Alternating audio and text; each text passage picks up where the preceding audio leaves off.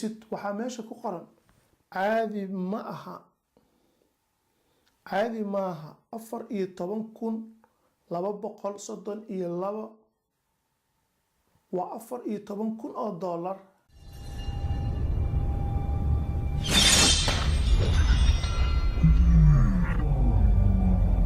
Asalaamu calaykum waraxmatullaahi wabarakaatuh. Waa muuqaalkeeni labaad. Waxaan rabaa maanta inaan idin tuso sida ballanteenu waxay shalayto qaabka Instagram-ka aad lacag uga samayn karto. Marka hore waxaa jiro dhowr siyaabood oo looga faa'iideysto Instagram-ka oo lacag laga sameeyo. Aad ay u badan yihiin, laakiin anigu markii aan research sameeyay waxaan soo xulay oo kaliya midka ugu fudud ee dadkeena Soomaaliyeedna ay ka faa'iideysan karaan. Muhiimsan waxay tahay marka koowaad waxaad fiirinaysaa Instagram-ya shaqeynaya ee markaasi dad badan haysta faa'iido may sameeyaan mise ma sameeyaan, lacagta meeqay sameeyaan, meequu u qalmaa Instagram-kiisa, iyaduna waa arki doonaa. sidaa daraaddeed waxaad ka codsanayaa hadda waxaan u leexanayaa dhankaasi kombiyuutarka ilaa dhammaadka daawo. waxaad ka qaadan doontaa fikrad wanaagsan qaabka Instagram-ka lacagta loogu sameeyo. kombiyuutarka ayaa u leexanaynaa. Instagram-ka ayaa imaanay. qofka asaga ah ee bisadaha muuqaaladooda iyo sawirradooda ayuu soo gudbiyaa, wuxuuna halkaas ka sameeyaa lacag. qaabka ugu sameeyo iyo sida u sameeyona dib ayaa ka ogaan doonaa. sawirradan uu soo sameynayo maalin walba soo gelinayo maxay tahay faa'iido uu ka helayo maxay tahay? wuxuu ka helayaa faa'iido lacageed, laakiin dadka caadiga markay fiiriyaan uma muuqda. laakiin markaad baaritaan ku samaysid, research aad ku samaysid, waxaa ogaanaysaa marka inuu si maalaa yacni ahayn, uusan usoo dhigin, uu hadaf uu ka leeyahay, ujeedo uu ka leeyahay. qofka meesha ay ga muuqato dadka followerskiisa ah waa 9.4 milyan, waa 9,400,000 oo qof ayaa followers u ah. marka waxaa qaadanaynaa marka Instagram-ka username-kiisa, waxaa la tegaynaa tool loo yaqaano Instagram calculator. wuxuu qiyaasi doonaa marka inta qofood lacagta siduu uga faa'iido, meeqaa oo soo gasho bishii, amaba barbostiga meeqa ay tahay qiyaasti. sida kaaga muuqata marka shaashada aragtid, halkan waxaan gelin doonaa website-ka magaciisa waxaa la yiraahdaa influencermarketinghub.com. halkaas waxaan ku qoraynaa marka user namekiisa. markii aan gelino kadib ayaa waxaan leenahay search. halkaas waa ka tira uma baahni, usernameka oo kaliya ayaa u baahannahay.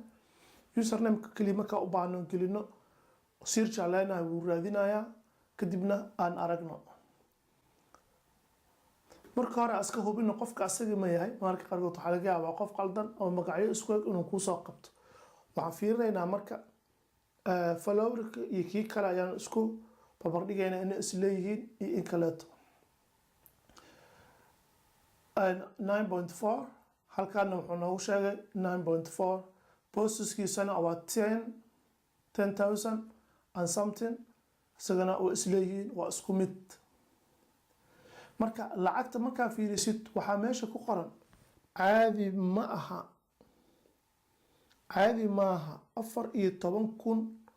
$14,232 waa $14,000 oo dollar per post. ma qiyaasi kartaa?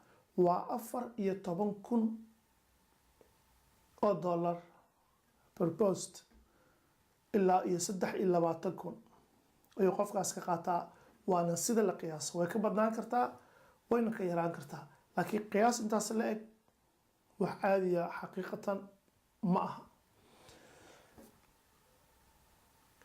muxuu marka qofkan intan u sameeyaa oo dadkaas oo dhan maaragta saameyn ballaar ugu leeyahay? waa bisadaha. waa tusaale u soo qaata. adiga product kasto aad jeceshahay, ama mobile haddii ay tahay, ama electronics guud ahaan ayaa sameyn kartaa, laakiin ma aha keliya bisadaha iyo waxaas maaha, qalada u fahmin. waa tusaale usoo qaata. qofkaas marka wuxuu iibin karaa wax kasta ay ku tacalluqa bisada, raashinkeeda, hoyga, meeshii gurigeeda ay ku seexato, dharkeeda iyo waxaas. tusaale haddaan soo qaadano marka website kale hadda halkaa idinkaga muuqda aan soo qaadano. website-ka waxaa la yihahdaa Wirecutter. okay, website-ka marka si aa ogaato wuxuu marka ugu horeyso aan fiirino hoostiisa Instagram-kiisa ayaan dib u raacaynaa aan fiirinaynaa. Instagram-ka ayuu halkaan ayuuna keenay. qofka asaga 8,000 iyo xoogaa ayaa ugu jirta followerskiisa, saas uma u badna sida kii oo hore, laakiin aan fiirino asagana muxuu lacag u ka sameeyaa Instagram-ka. haddaan koobiyeysano aan halka meesha aan ku shubano Instagram calculator-ka aan raadino marka maxaa inoo soo baxayo sida idin muuqato.